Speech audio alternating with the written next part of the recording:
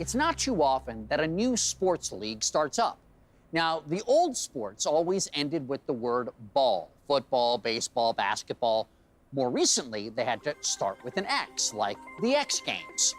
Now, there's a whole new league starting up, but there's no ball or X. It is, however, getting a whole lot of buzz. Here's Adam Yamaguchi to explain.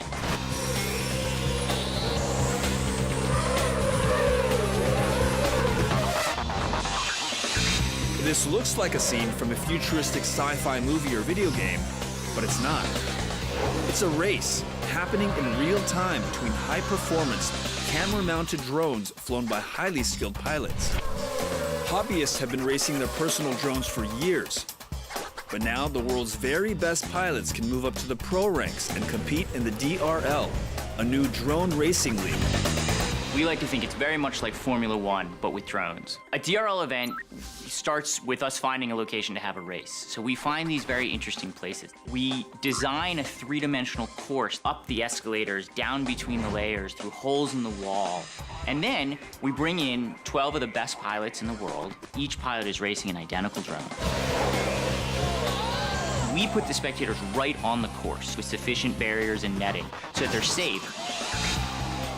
And it lets them get right up in the action and to hear the drones and to see them clearly. I traveled to New York City to meet Nicholas Horbaczewski, the innovator who got the Drone Racing League off the ground. Trying to create a fan experience that rivals the thrills of a blockbuster movie or video game, Nicholas uses fast-moving cable cams and drone point-of-view video to put you in the action. And one day, he hopes drone races will be televised like other sporting events. This new racing league required using uniform, proprietary equipment. There aren't commercially available racing drones, so we knew we had to build our own. That includes all the components as well: the circuit board brain, the tough but lightweight carbon fiber frame, and the propellers. How fast can these drones move, and what is the maneuverability in terms of cutting corners and whatnot? These drones top out at about 80 miles an hour, so very fast. They can flip themselves around and reverse the direction of thrust, so they can stop on a dime or take a very tight turn. I'm impressed by all our pilots, racing these multi-dimensional courses at 80 miles an hour, weaving through columns, cutting through these small openings. It's like they're controlling the drone with the force.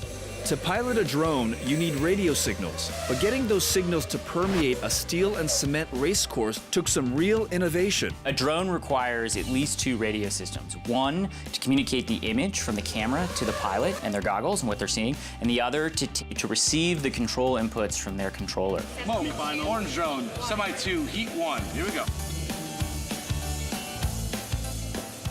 Staging a drone race takes months of preparation and requires hundreds of drones because crashes, one of the coolest aspects of the sport, happen all the time. All right, you ready to fly? Yes. Since these racers are all identical, winning falls on the skill of the pilot. And flying one of these custom drones is not as easy as it looks. Yeah, that's pretty good. My secret move. Okay, another sports fantasy shattered. But the key to flying to the top of this brand new sport is to reach the course by hitting nothing but net, the finishing net.